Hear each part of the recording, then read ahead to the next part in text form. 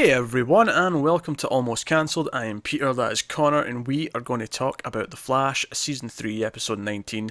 It's called The Once and Future Flash. Full spoilers for the episode, as always.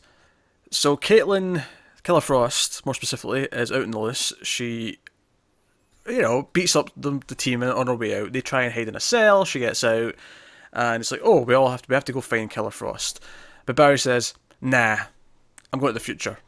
Screw that, bro. I've got a better idea. Yeah, but he brings up a valid point. If he leaves and comes back, he can come back to the exact same moment. It's like he's never left. I'll be honest, he said that and he goes, I have seen enough Doctor Who to know that is not how it works. It does work that way, though. It does, and I was shocked. He comes back and it's like that. The only issue, because that was a smart bit of thinking, that makes sense. Which is why later on when he's like, oh, I need to stay in the future here and fix things first. I'm like, well, not really, because if you go back and fix things in the past, then this future will never happen, therefore it doesn't really matter. But I guess... Yeah, and it was also the way he was like, oh, I'm wasting time here, I've got to go back. It's like, well, yeah, but you're going back to the same point anyway, so... Yeah. I mean, you could basically spend a year here. You could have a vacation, put your feet up and whatever. I can think of nicer places to vacation. You know what I mean? No, he could. Then he could go back to the same time. But I guess it works because it's almost like he needs to fix things to feel like a win, to make it feel like he can fix something. Because recently it feels like it's nothing but losing. Losing left, losing right, losing everywhere. Losing hands. Losing hands, apparently. Yeah, Cisco's got some Terminator hands in the future. Yeah, and it's that sounds like, oh, Cisco's got robot hands. Like, that should be cool, but it's just sad. It's too depressed. I will say this, I was glad that when he ran into Cisco, because I feel like every time reality changes or he goes through time, Cisco hates him for some reason. So I was very happy that when he seen him, he was like, oh, Barry, and he hugs him. I was like, yes, okay. I didn't need to go through this again where Cisco hated him for some reason. Just everyone else this time. Yeah, just everyone else. Can I say, can we switch to that new suit in present day, please? It's not quite there. It's a bit bulky. Like, it doesn't fit him quite as well. But it's brighter. It looks better. It's got the yellow. I think the yellow boots would be the one thing I'd add to it and say, right. Yeah. But seeing him in that suit standing next to himself in the current suit, I was like, oh, give me the new one, please. I agree. Like I say, I think it's just not quite there. He looked a bit too bulky. But it's better. And it is much better, yeah. Don't get me wrong. Just before they introduce it, just refine it a little bit. I'm not saying it's perfect. I'm saying it's better than what we've got. That said, both are better than the movie suit that's coming soon. It's not even a comparison. I don't think you can mess up the shape of his head, but apparently you can, because the movie suit did. Ah, dear. So new suit looks pretty cool. Much better than what we've got, which was already better, because when they added the white emblem, it really gave it that thing to break it up, but this new suit looks much brighter, much more hopeful feeling. It's a proper red instead of this almost maroon that we've got in a minute. Unfortunately, I cannot say the same for the wig that Barry stole from Oliver's flashbacks.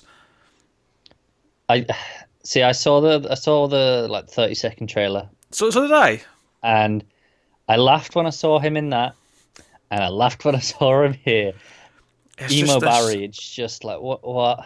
Oh my god, it's like flashback Oliver had sex with emo Peter Parker from Spider-Man 3, and we got this as a result. And do you know what this surprise? I mean, we shit on Arrow, but I feel like Amell does a better job of distinguishing between the two different ages that he plays in every episode. Whereas here, I think for me, I think it is sort of like the hair and the teenage emo look that makes him look younger instead of older. I don't know. I don't agree with the first part of that. I don't think Amell actually does much to differentiate. I think he does enough, though, compared to this, where I didn't believe it at all. I didn't believe it at all in Arrow either, though. I don't feel any difference at all between. I feel like they've slapped a wig on him, and this I feel like they slapped a wig on him. But at least here I got like this trip to the future was way more purposeful though than any flashback we've had in Arrow. At least certainly in the last 3 years. I'm not disputing that. Because him bringing the band back together and like feeling bad that he's let Joe drift and he's been a dick to everyone, and despite promising Iris that he's let Joe drift away, he's not looked after him, he's let everyone drift away while poor Wally's crippled in a wheelchair, can't even speak. And I'm taking that as adding credence to it being him that's Savitar, because what would break him more than seeing himself and going that he was the one that's killed his sister, and you know. See, I get that. That works for me. I'm going back, so not to jump to the post-credit scene. I say post-credit, you know what I mean. The final scene after the title. That didn't look like Wally. We don't see the face. We don't get to see who Savitar is. We find out in the future that Killer Frost teams up with him. Yeah. And Killer Frost knows who it is. And she's like, oh, you wouldn't believe me if I told you. Yada, yada, yada. And at the end in present day, we see Killer Frost confront Savitar, and Savitar kneels down and his suit opens up. And we see from behind someone step out of the suit, and she's like, yeah, what do you want? It's like, she's like, oh, why should I trust you? And then immediately as soon as she sees who it is, she's like, yeah, we're doing it. Which is why Ronnie is now my number one suspect. It is hard to argue with that, honestly. Because why would she see Wally and be like, yeah, I'll trust you? Why wouldn't she? Because she just ditched Wally. She left the team. This is clearly a different version of Wally. Yeah, but why would that make her immediately go, yeah, no questions asked, I'm on your tight side now? I don't think it's a question of it being who it is, just the fact that whoever it was, they took they stood out and showed her their identity, and that's what convinces her more than who it actually is. I don't buy that for a second. It matters who it is. That's why she reacts that way. It matters who it is. To a degree, obviously, yeah. Right. But I think that can work still with Wally, for me. I don't know. I don't know. If this turns out to be Wally, I'm calling bullshit in this moment. Fine. I'm not saying it's 100% that it is him, but it doesn't. I don't know. It's hiding so much of whoever it was that it doesn't really narrow it down. It's hiding who it is just now, but what I'm saying is that Wally now doesn't make sense to me. If they say it's Wally later on, this scene does not work for me. Almost no one. Barry would work. Barry still works. If it turns out to be future Barry, that still works. Right. And future Barry from 2024 did not know who it was still. So it could still be him. 2025, whatever. It could be him from the future, way far in the future, so on. Right? Barry would work. Her scene that it's actually Barry would work for me. Ronnie works. I don't know why he's got the Speed Force, why he's got super speed powers. It works. But it works. And the question, the most important question of all is, does Eddie work? I don't know if Eddie works now based on Caitlin's reaction. No. I don't know if Eddie works. But Ronnie works for me partly, just purely from a character basic, why she... Because we've seen in on Earth 2, we had evil Ronnie with her, and they were a team there. So I buy that in this world. And so much changed after Flashpoint. We don't know, Ronnie could be back. That is true. And he could be different. It could be Ronnie from another Earth. It could be Ronnie from whatever, I don't know. But I'm fine with this. But it's definitely someone we know. There's been too much teasing at this point. There's been too much of this. This ending shot, the way it hides the face, we know who this absolutely is someone we know. Yeah. That is the only thing we can guarantee at this point. Yes. I think for me as well, I mean, we don't see much, but it didn't look like Wally to me from behind. Mm. Now, admittedly, if he's much older and they've changed his hair and whatever, yeah, they do a good job of hiding all of the skin, so you can't tell if they're white or black and that kind of thing. But it didn't look like Wally. It just didn't feel like his build. But then again, they could have a different actor and then say it's older Wally, who's different. So I mean, that maybe doesn't hold up that well. Yeah. But from a character perspective, my money is on Barry number one still, I think. I think Barry's still number one just for all the other reasons. But Ronnie's now number two. He's the dark horse. I think you might be the only person betting on Ronnie. I never said first. I said second place. Yeah, but at all as one of their top three contenders. Well, explain Caitlin's reaction then. For anyone else. Anyone else? Let's wait and see how they explain it. Jillian. Nah. Jillian could work. And I suppose Zolomon wouldn't work because Zolomon wouldn't work. But that'd feel cheap. Yeah, Jillian though. Jillian could.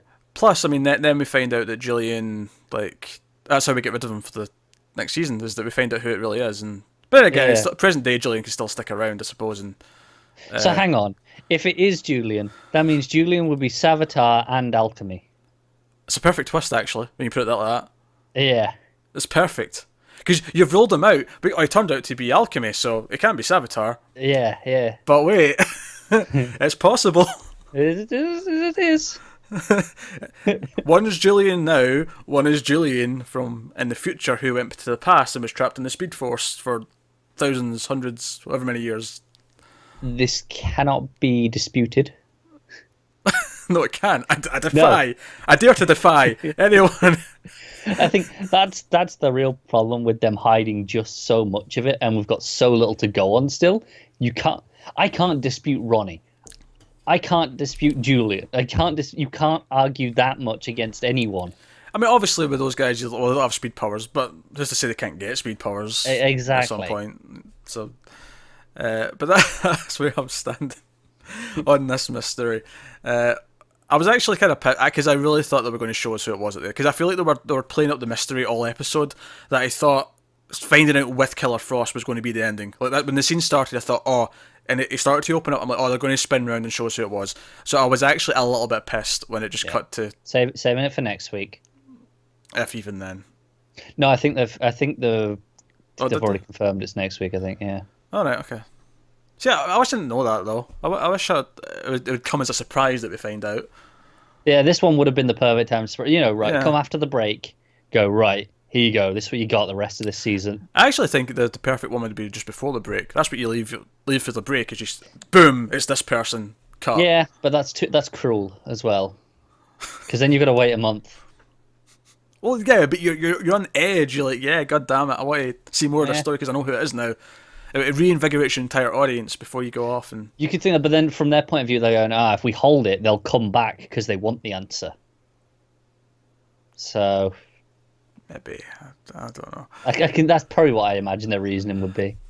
Anyway, so he's in the future. He gets the team back together. I kind of like that Joe didn't know it was past Barry in the cemetery. That made that kind of nice touch. It's like he was talking to him as if he thought it was the regular one. Yeah, that was kind of a cool little thing.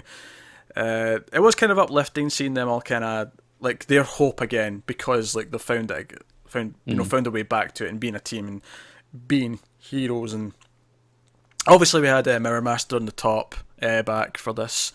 I'm not quite sure what Mirror Master was doing in this. Like Joe, he's like, oh, they're using their powers at the same time. I'm not entirely sure. Well, it's because it was a reflection, wasn't? I don't know how he was doing it, but. So obviously the top, everything goes all warped, right? Yeah. But then when it was coming down, it literally mirrored. So under the floor, like the floor became a mirror for him. So there was one coming up to him as well. Well, yeah, but you can't actually move buildings though. So no. I was saying this is in a reflection, and Barry's just seen it that way. Is it? Yeah, okay. I think so. That's what I was assuming. It was very Doctor Strange Inception-y when that went on. Actually, it was. It was pretty good, actually. Yeah, it was. It was pretty solid. It was fun having them back, because obviously they're the newish, like sort of the last members of the Rogues that we've kind of filled out as these two. So it's nice to see them come back again for another episode to establish that they are around. Yeah, it just goes. Yeah, doesn't matter who this big bad is. Doesn't matter what season. 8 years from now, Rogues are still going to be around. Rogues are still going to be around. So that was pretty cool. As far as anything else goes, I mean that was kind of all the main stuff. It was basically that main plot of building the team back up. Yeah, but then it has that really kind of bittersweet moment, because obviously at the end, when they finally come together as the team, they do the hands in the middle, because that's it. The team's back together. But then we come back to present day, and HR goes to do it, and no one joins in. Yeah, I almost thought Barry was going to turn around and do it, because I did as well, but. And almost like Wally was sort of inching up, thinking, maybe I'll. I'm pretty sure Wally was going to go for it, and he was just waiting for. He was like, "Guys, are we doing this?" That said, I did really enjoy Barry going out and hugging Joe in that little moment. Definitely. It was like him saying, "Look, if Iris goes, we can't treat it as the end of the world. We have to sort of still be there for each other." And that was a nice sentiment. It was a touching little moment. Awesome. It was really funny to me that the episode started with, Killer Frost is on the loose, we need to do something about it. And then at the end of the episode, literally it's like 10 minutes later in real time, and alright, let's start looking for Killer Frost now. Cut. Yeah, pretty much. So that was kind of amusing. If I have one, this is a very typical Flash complaint, but so Flash goes to fight these two, Mirror Master and the Hmm. Top, with no plan. He just gets there, and she immediately uses her powers, and he immediately starts to be Yep. screwed because of it. Like, you didn't think to have a plan, and then not Yep. only did not think to have a plan, and he immediately got his ass kicked because of it. Which he deserved.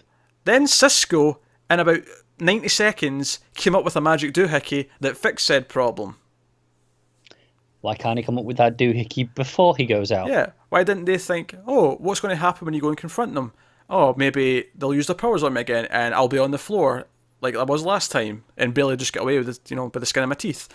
Yep. It was really just a contrived reason to have Future Barry to have to go and help him, but I feel like you could have done that another way, without making Barry and the team look like a bunch of idiots. It feels worse, especially with this. I mean, for Barry himself, like our Barry, it's one thing because we know he's like that. But I've just accepted Barry's never going to learn. But the rest of the team, they've been fighting the rogues. I mean, sure, they disbanded at some point, but you imagine they've got still some experience beyond what we've seen. And I feel like Cisco would have gone, "Hey, maybe do something. Try this." It just felt poorly thought out. It made It him did. look a bit like an idiot. Made the whole team look a bit like an idiot, and then it just felt really convenient that he was able to fix it in like 90 seconds.